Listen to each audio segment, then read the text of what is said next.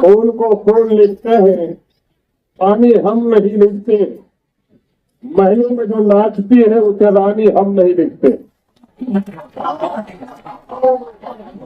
یاد دے کوئی مل کر یا چھین لے دبا میں ہی، قاتل کو لکھتے ہیں قاتل، مسیحا ہم نہیں لکھتے۔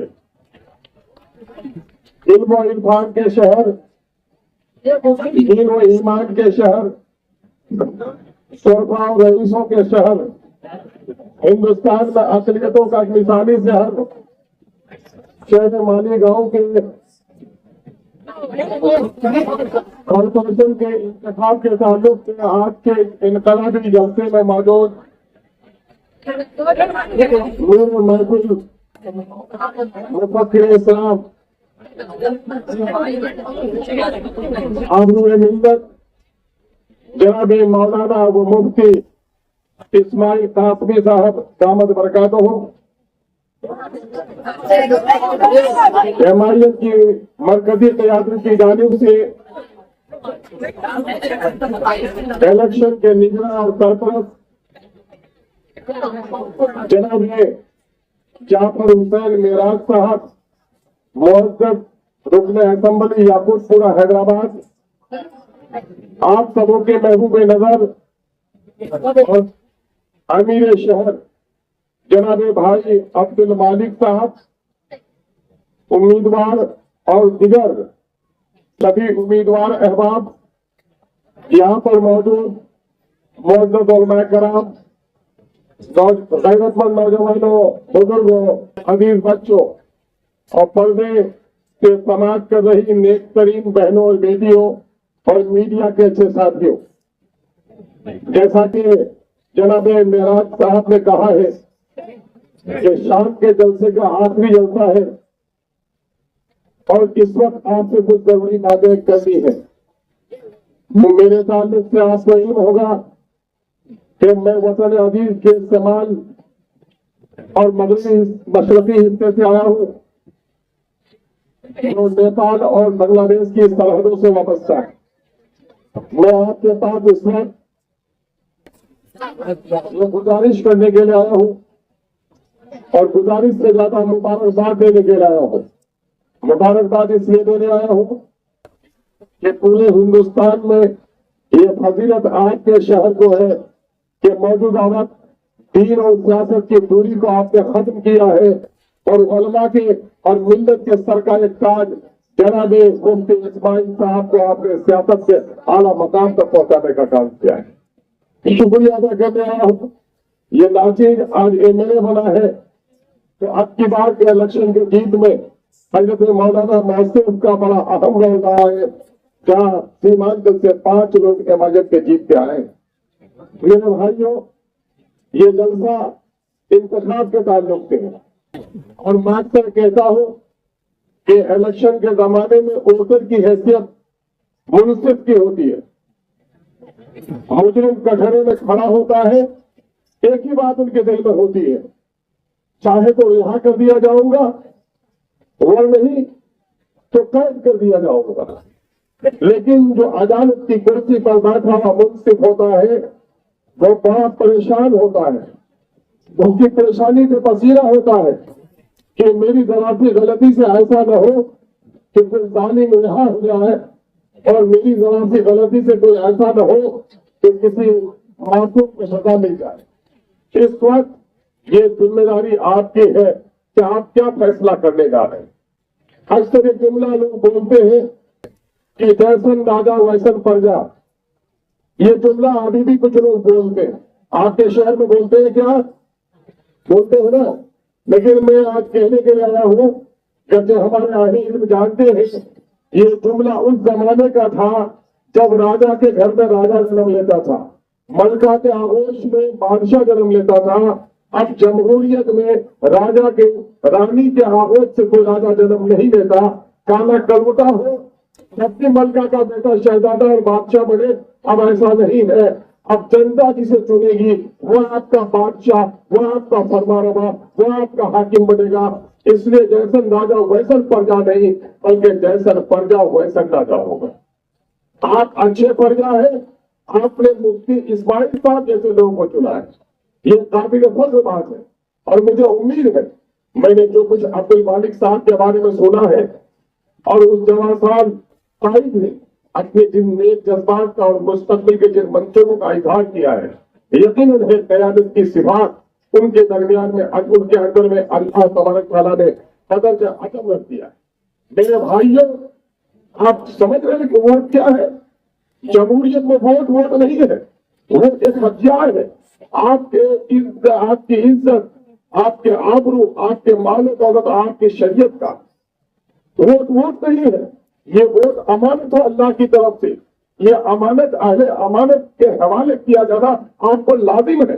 ووٹ کوئی تاش کے پتوں کا کھیل نہیں ہے، ووٹ موبائل کے بٹن پہ کوئی کھیلنے والا گیم نہیں ہے، بلکہ ووٹ آپ کے مستقبل کو طے کرے گا۔ اس ملک میں عزت کے ساتھ رہیں گے، اس شہر میں عزت کے ساتھ رہیں گے، ہماری نسلوں کی بھلائی ہوگی، ہمارے علماء کے آبرو کی حفاظت ہوگی، ہماری مسجدوں کی حفاظت ہوگی، ہمارے شریعت کی حفاظت ہوگی۔ اس ملک میں آج اس کے لیے ضروری ہے کہ ہم مثبت قدروں کی آگیاری کریں اور اچھی سیاست کو پروان چڑھانے کا کام کریں۔ میں آپ کو بتا دیتا ہوں سیاست کیا چیز ہے۔ نبی رحمت صلی اللہ علیہ وسلم نے مکے میں دعوت دی، لوگوں سے قبل 40 سال توحید کی پرملا دعوت نہ دی، لیکن کردار فاضلہ کی دعوت دی۔ 13 سال تک آپ نے دعوت بامسک رکھ دی، لیکن مکے میں مٹھی بھر لوگوں نے کلمہ پڑھا تھا۔ اور جب نبی رحمت مدینہ چلے گئے تو 2 سال کے اندر میں جنگ بدر کو فتح کیا اور 8 سال کے اندر میں فتح مکہ کیا۔ فرق کیا تھا؟ فرق یہ تھا کہ مکے میں صرف دعوت تھی، دعوت کو طاقت حاصل نہیں تھی۔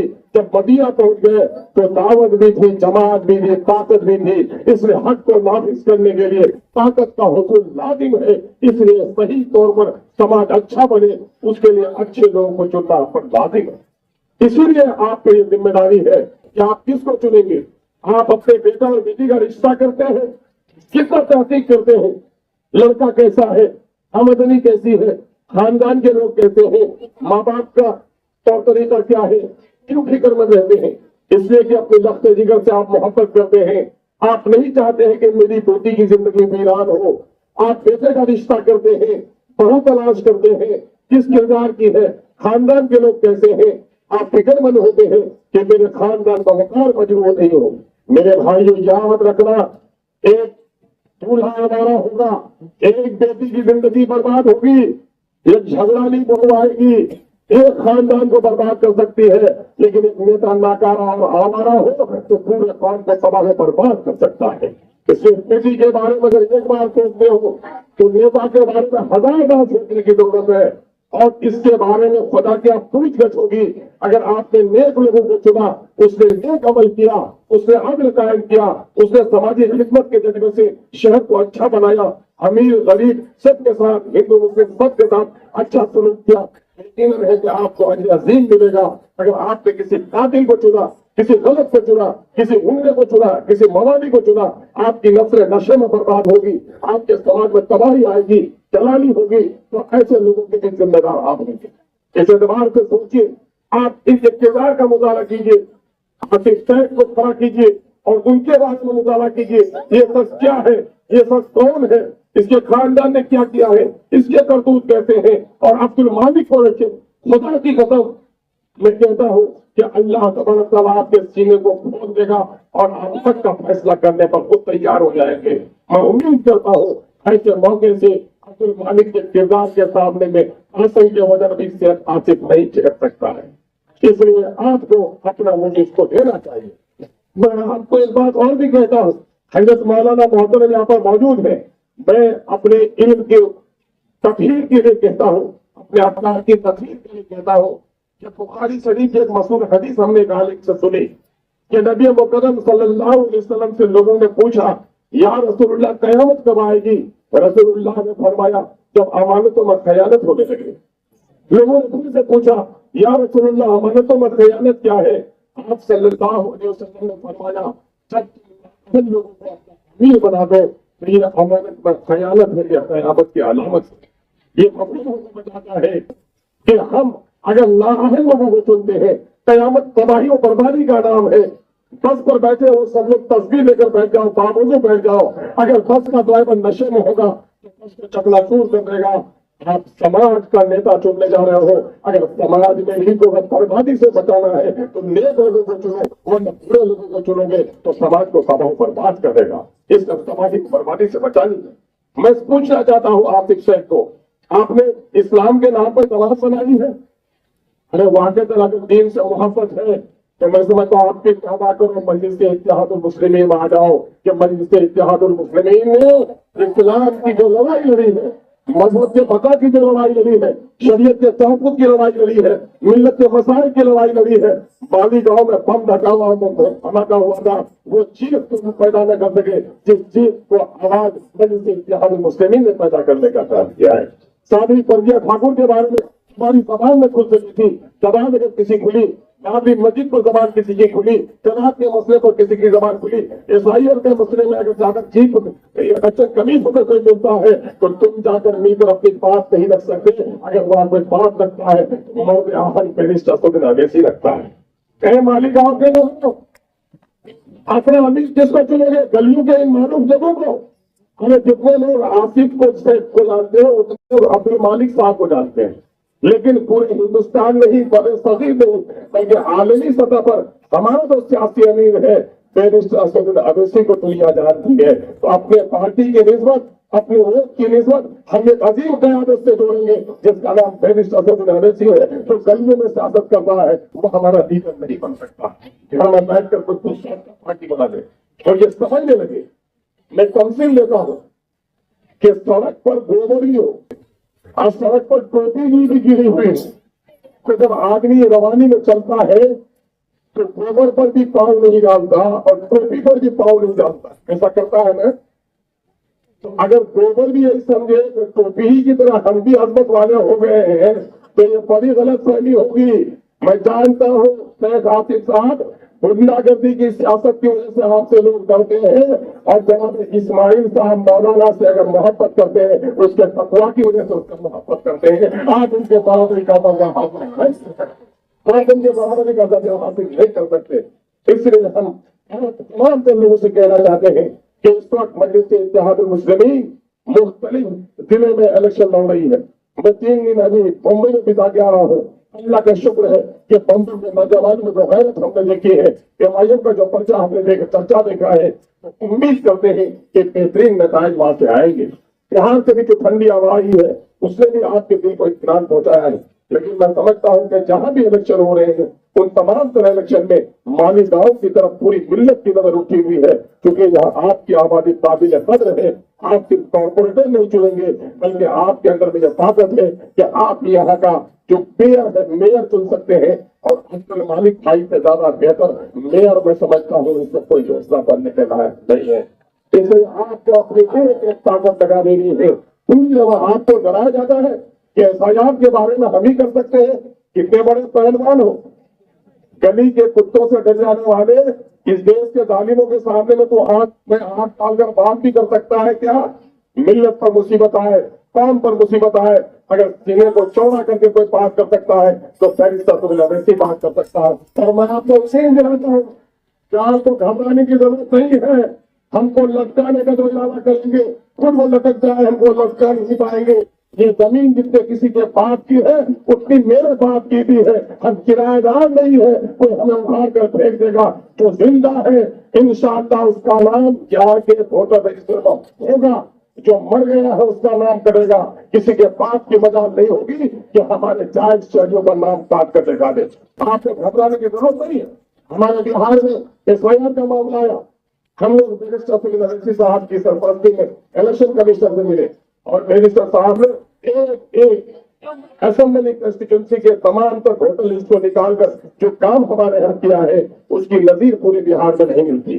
ہم آپ سے ایک بار بھی گزارش کریں گے کہ یہ الیکشن کا جو زمانہ ہے یہ صرف مالیگاؤں کے لیے نہیں ہے بلکہ اس وقت پورے ملک کو سامنے میں رکھنے کے لیے کہ مولانا ابوالکلام کلام آزاد علیہ رحمہ کے بعد اگر کوئی دوسرا بڑا سیاست کے مسائل پر, تسلیموں کے مسائل پر, قومی مسائل پر ہے تو بیرسٹر اسد اویسی کے علاوہ دوسرا کوئی اور نہیں. ملک میں مہنگائی بڑھ رہی ہے, لوگ گر رہی ہے, नौजवान बेघर हो रहे हैं, कारखाने बंद हो रहे हैं, आपके यहाँ भी बिजली के दर से बढ़ाकर तुरंत के जरिए से आपके कारोबार को बर्बाद किया जा रहा है।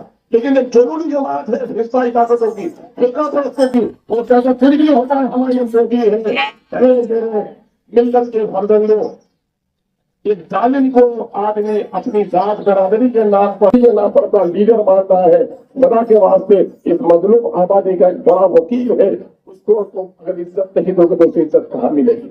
मैं कहता हूँ बड़े फर्ज के साथ कि बचपन में अगर तुमने हैदराबाद का नाम सुना होगा तो 4 मीनार का तस्वर था, लेकिन जब आज हैदराबाद का नाम सुनते हो तो 4 मीनार की कदमत और तारीख की हैसियत अपनी जगह पर है। हैदराबाद का नाम लब पर आता है तो हमें क़यादत के और अदल इंसाफ के 2 मीनारे नजर आते हैं। एक का नाम बैरिस्टर सुनील अवैसी है और दूसरे का नाम अकबरुद्दीन अवैसी है।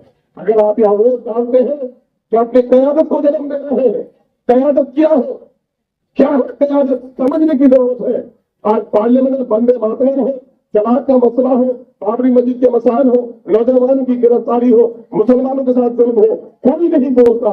मेरे इलाके से मौलाना मुझे माफ करे, मैं 2014 में पार्लियामेंट का उम्मीदवार था और जब बीजेपी के हालात हमने देखे, हमने अपनी उम्मीदवारी वापस ले ली और मौलाना अफजाल कासमी साहब नवर अल्लाह बरकतों के लिए हमने आसान कर दिया इलेक्शन को।